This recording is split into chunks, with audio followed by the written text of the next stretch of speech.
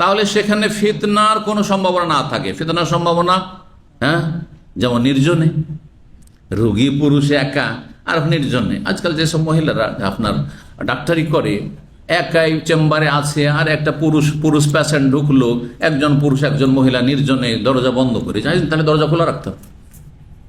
শরীয়তের মাসলা হচ্ছে দরজা খোলা রাখতে হবে, তাহলে যাতে করে খালওয়াতের হারাম নাজায়েজ কাজ না হয়।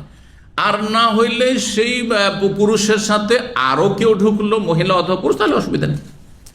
পুরুষ চিকিৎসক আছে, বাধ্য হয়তো পুরুষ চিকিৎসকের কাছে নিয়ে যেতে মহিলাকে, তাহলে শুধু মহিলাকে পাঠাবেন না, আপনি গাড়িতে বসে আছেন পুরুষ দায়ুসের মতো, আর আপনার স্ত্রীকে পাঠিয়ে দিয়েছেন দাঁতের চিকিৎসার জন্য। জায়েজ নয়, আপনি নিজে সেখানে ঢুকবেন, সে ঢুকবেন।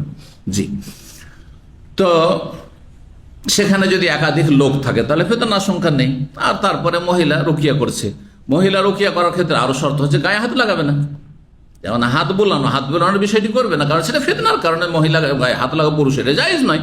সুতরাং সেখানে ফু দিতে পারে, হ্যাঁ, স্পর্শ না করে ফু দিতে পারে, কিন্তু নির্জনতায় নয়, ফিতনার আশঙ্কা নাই। যুবতী মেয়ে, হ্যাঁ, আর যুবককে ফু দিয়েছে, তাহলে ফিতনার আশঙ্কা আছে, হ্যাঁ।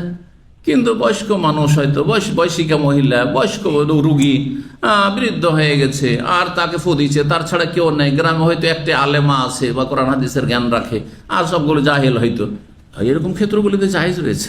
তো এখন ইমাম বুখারী রাহিমাহুল্লাহ যে বয়ান করছেন, যতটা হাদিস রয়েছে ততটা আমল করেন, অথবা তার বেশি ফিকহি আলোচনার মাধ্যমে যতটাতে ফিতনার আশঙ্কা না থাকে। কারণ কিছু ইসলামের নীতিমালা রয়েছে পুরুষ আর নারীর, হ্যাঁ, কর্মক্ষেত্রের ক্ষেত্রে বা কাজকর্মের ক্ষেত্রে কিছু নীতিমালা রয়েছে, উসুল রয়েছে, সেগুলির পাবন্দি করতে হবে। জি, তো বলছেন যে মহিলা কি পুরুষের রুকিয়া করতে পারবে? 5751 নম্বর হাদিস, মায়েশা রাদিয়াল্লাহু তাআলা আনহা বর্ণনা করেন, আন্না নবী সাল্লাল্লাহু আলাইহি ওয়াসাল্লাম কানা ইয়ানফুসু আলা নাফসিহি মারাদাহি আল্লাযী কুবিযা ফিহি বিল মুআওয়াযাত। নবী সাল্লাল্লাহু আলাইহি ওয়াসাল্লাম নিজেকে রুকিয়া করতেন সেই অসুস্থতায়, যে অসুস্থতায় তিনি ইন্তেকাল করেন, বিল মুআওয়াযাত সূরাগুলি পড়ে, মানে সূরা ইখলাস, ফালাক, নাস, এই তিনটি সূরা পড়ে। ফালাম্মা সাকুলা, যখন রোগের তীব্রতা বেড়ে গেল, কুনতু আনা আনফুসু আন আলাইহি বিহিন্না, আমি এই দোয়াগুলি বা এই সূরাগুলি পড়ে তার উপরে ফু দিতাম। ওয়া আমসাহু বিয়াদি নাফসি, আর তার হাত দ্বারা তার শরীরে কি করতাম, হাত ফিরাইতাম। লিবারাকাতিহা, নবী সাল্লাল্লাহু আলাইহি সাল্লামের হাতের বরকতের কারণে, মানে আমার হাতগুলো না বুলিয়ে নবী সাল্লাল্লাহু আলাইহি সাল্লামের শরীরে তার হাতটা বুলাইতাম। তো এইরকমটা করা, তো নবী সাল্লাল্লাহু আলাইহি সাল্লামের হাতে ফু দিয়ে তারপরে হাত ফিরানো। কালা ইবনে ফাসালতু ইবনে সাইবিন শাহাব জোহরীকে জিজ্ঞাসা করেন, কাইফা কানা ইয়ানফুসু, কিভাবে তিনি ফু দিতেন? কালা ইয়ানফুসু আলা ইয়াদাইহি, নবী সাল্লাল্লাহু আলাইহি সাল্লামের দুই হাতে তিনি ফু দিতেন। সুম্মা ইয়ামসাহু বিমা ওয়াজহু, তারপরে নবী সাল্লাল্লাহু আলাইহি সাল্লামের দুই হাত রাসূলুল্লাহ সাল্লাল্লাহু আলাইহি ওয়াসাল্লামের মোবারক চেহারায় ফিরিয়ে দিতেন। তাহলে মহিলা মায়েশা রাদিয়াল্লাহু তাআলা আনহা রুকিয়া করলেন কাকে?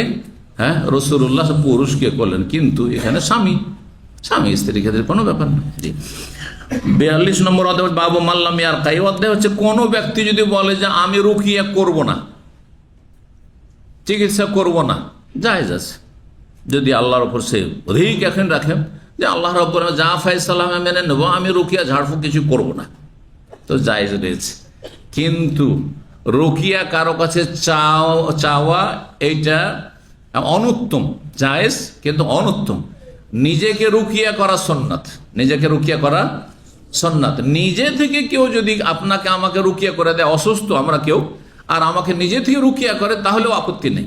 কিন্তু যদি কাউকে বলেন যে না, একটু আমাকে ফু দিয়ে দেন, একটু আমাকে পানি পড়ে দেন, একটু আমাকে তেল পড়ে দেন, এগুলো আপত্তিকর। কারণ এটা হচ্ছে অন্যের, হ্যাঁ, মুখাপেক্ষী শরণাপন্ন হওয়া, যেটা আপত্তিকর। তো এই হাদিস থেকে কেউ ভুল বুঝেছে যে রুকিয়া টোটালি করবেন না, রুকিয়া চাইবেন না, কিন্তু রুকিয়া নিজের নবী সাল্লাল্লাহু আলাইহি ওয়াসাল্লাম করেছেন, হাদিস গেল, নিজে করতেন সুস্থ, যখন এমনি হালকা সুস্থ ছিলেন তখন। কিন্তু শেষ অবস্থায় যখন একবারে ক্ষীণ হয়ে গেলেন, তখন নবী সাল্লাল্লাহু আলাইহি ওয়াসাল্লাম রুকিয়া করেছেন মায়েশা রাদিয়াল্লাহু তাআলা আনহা। তো 42 নম্বর, কেউ যদি রুকিয়া না করে, 5752 নম্বর হাদিস বর্ণনা করেছেন ইবনে আব্বাস রাদিয়াল্লাহু তাআলা আনহু, তিনি বলেন নবী সাল্লাল্লাহু আলাইহি ওয়াসাল্লাম আমাদের কাছে একবার বেরিয়ে আসলেন একদিন, আর বললেন, ওরেজাত আলাইয়াল উমামু, আমার সামনে সমস্ত উম্মতগুলিকে পেশ করা হলো, আমার সামনে সমস্ত উম্মতগুলি কি করা হলো, পেশ করা হলো। ফাজাআলা ইয়ামুরুন নবী মাহুর রাজুল, নবী সাল্লাল্লাহু আলাইহি ওয়াসাল্লাম দেখছেন যে একজন নবী গেল, তার সাথে শুধু একজন তার উম্মত, শুধু একজন মুসলিম হয়েছে, তার উম্মতের। ওয়ান নবী ও মাহু রাজুলান, আর একজন নবী গেলেন তার সাথে 2 জন তার উম্মত। ওয়ান নবী ও মাহুর রাহাত, আরেকজন নবী গেলেন তার সাথে ক্ষুদ্র একটি দল, 5 জন 10 জন, এইরকম, মানে অল্প কিছু লোক ইমান নিয়ে এসেছে। এত বিচলিত হওয়ার কিছু নেই, হেদায়েত হোক আর না হোক আপনার কাজ আপনি করে যান। ওয়ান নবী আলাইহিস সালাম, এমনও নবী দেখলাম যে একজনও কেউ হেদায়েত হয়নি, একাই হাসরের মাঠে হাজির। নবী সাল্লাল্লাহু আলাইহি ওয়াসাল্লামকে দেখানো হলো কোথায়? মেরাজের রাতে, ইসরা, যে মেরাজের রাতে নবী সাল্লাল্লাহু আলাইহি ওয়াসাল্লামকে গায়বিয়াত, অদৃশ্যের অনেক কিছু দেখানো হয়েছিল, তার মধ্যে এটাও দেখানো হয়েছিল। ওরা হয়তো সাওয়াদান কাসাদাল উফুক, আমি একটি বিশাল দল দেখলাম যে তারা একটা দিগন্তকে পুরো ঘিরে ফেলেছে অনেক সংখ্যায়। ফারাজাও, তো আমি আশা করলাম আন্তা কোন উম্মত, এরাই মনে হয় আমার উম্মত। ফাকিলা, তখন আমাকে বলা হলো, ফেরেশতা বলে জিবরাইল, হাজা মুসা কওম, ইনি হচ্ছেন মুসা এবং তার সম্প্রদায়। সুম্মা কিল আলী, তারপরে আমাকে বলা হয় অনজুর, আর একটু দেখুন এদিকে, এইদিকে দেখেন, আপনি ওইটাকে মনে করছেন, এরাকে মনে করছেন আপনার উম্মত, না না, এইদিকে দেখেন। তারপরে নবী সাল্লাল্লাহু আলাইহি ওয়াসাল্লাম বলছেন, আমি তখন ওইদিকে তাকালাম, ফারায়তু সাওয়াদান কাসীরান কাদ সাদাল, তারপরে একটি বিশাল দল দেখলাম যে পুরো আসমান থেকে জমিন পর্যন্ত পুরো দিগন্তকে একটা দিককে ঘিরে ফেলেছে। ফাকিলা, তখন বলা হইল আমাকে, হা ওলাই উম্মাতুকা, এরাই হচ্ছে আপনার উম্মত। মা হা ওলাই সাবুন আলফান, এই আপনার উম্মতের ভিতরে 70,000 এমন লোক রয়েছেন, ইয়াদখুলুনাল জান্নাতা বিগাইরি, বিনা হিসাবে তারা জান্নাত যেতে পারবে, বিনা হিসাবে তারা জান্নাত যাবে। আল্লাহুম্মা জাআলনা মিনহুম, আল্লাহুম্মা জাআলনা মিনহুম, আল্লাহুম্মা জাআলনা মিনহুম। ফাতাবাররাকান নাসু, লোকেরা তারপরে এদিক সেদিক চলে গেল। নবী সাল্লাল্লাহু আলাইহি ওয়াসাল্লাম নিজের ঘরে কক্ষে চলে গেল। ওয়ালা ইউবাইয়্যিন, নবী সাল্লাল্লাহু আলাইহি ওয়াসাল্লাম আর বিস্তারিত বর্ণনা করলেন না যে এই 70,000-এর কোয়ালিটিটা কি ধরনের লোকরা। তারপরে ফাতাযাকার আসহাবুন নবী সাল্লাল্লাহু আলাইহি ওয়াসাল্লাম, নবী সাল্লাল্লাহু আলাইহি ওয়াসাল্লাম সাহাবায়ে কেরাম তখন আপোষে আলাপ আলোচনা শুরু করলেন, আচ্ছা কি হইতে পারে এরা, যারা বিনা হিসাবে জান্নাত যেতে পারবে, এই সৌভাগ্যবান কারা? বিভিন্ন রকম কল্পনা জল্পনা শুরু হলো। একদল বললেন, আম্মা নাহনু ফাউলাদনা ফিশ শিরক, আমরা যে সাহাবীরা, আমরা তো শিরকের জামানায় জন্ম নিয়েছি, আমরা অনেক শিরকি কাজ করেছি, সুতরাং আমরা মনে হয় এই মর্যাদা পাবো না, আমাদের ছেলেরা পাবে, আগামী প্রজন্ম যারা জন্মসূত্রে মুসলিম আর আমাদের মতো ধার্মিক, তারা হয়তো পাবে, কিন্তু আমরা পাবো না হয়তো এই মানে বিনা হিসাবে জান্নাতে যেতে। ওয়ালাকিন আমান্না বিল্লাহি ওয়া রাসূলিহি, তবে আমরা আল্লাহর প্রতি, রাসূলের প্রতি ঈমান নিয়েছি। ওয়ালাকিন হাউলা হুম আবনাউনা, এরা হচ্ছে আমাদের সন্তানরা, আগামী প্রজন্ম। ফাবালাগান নবী সাল্লাল্লাহু আলাইহি ওয়াসাল্লামের কাছে এই কথাগুলি পৌঁছে গেল, পাশেই তো কক্ষ, বিবিদের বা মা আয়েশা রাদিয়াল্লাহু তাআলা আনহা। নবী সাল্লাল্লাহু আলাইহি ওয়াসাল্লাম বেরিয়ে আসলেন, এসে বলেন, হুমুল্লাযিনা লা ইয়াতাতায়্যারুন, যারা বিনা হিসাবে জান্নাতে যেতে পারবে, তাদের কোয়ালিটি হচ্ছে বা তাদের ধরন হচ্ছে, বৈশিষ্ট্য হচ্ছে যে তারা অলক্ষী, কুলক্ষণে বিশ্বাসী নয়, এটা লক্ষ্মী, এটা অলক্ষী, এগুলোতে বিশ্বাসী নয়।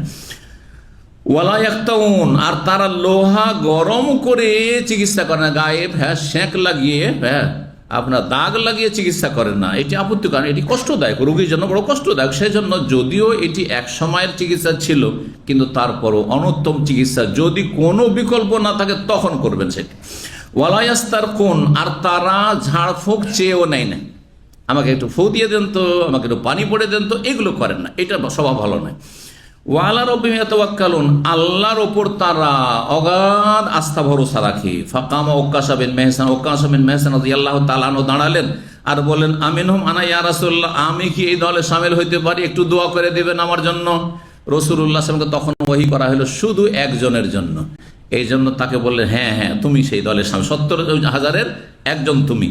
ফাকামা আখার, দ্বিতীয় লোক আবার দাঁড়িয়ে গিয়ে বলছে, আমিনহুম আনা, আমার জন্য একটু দোয়া করে দেন, ইয়া রাসূলুল্লাহ উদুল্লাহ ইয়াজআলান মিনহুম, আমাকে যেন আল্লাহ শামিল করে দেন 70,000-এ। তখন নবী সাল্লাল্লাহু আলাইহি ওয়াসাল্লাম এই রাস্তায় বন্ধ করে দিলেন, কারণ সিরিয়াল লেগে যাবে, এইখানে 70,000 জুটে যাবে, এইখানে সব 70,000, কিয়ামত পর্যন্ত আর কেউ চান্সই পাবে না তাহলে, ঠিক না?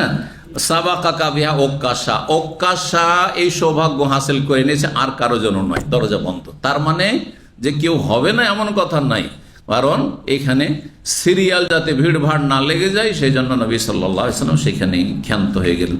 অথবা তাকে জানানো হলো যে তুমি একজনের জন্য সুপারিশ করো, দোয়া করো, একজনের দোয়া কবুল করব, আর একজন অলরেডি বলে ফেলেছেন সেজন্য, সেটাও হইতে পারে। হাযা আল্লাহু আ'লাম। সুবহান রাব্বিকা রাব্বিল ইজ্জাতি আম্মা ইয়াসিফুন ওয়া সালামুন আলাল মুরসালিন ওয়াল হামদুলিল্লাহি রাব্বিল আলামিন।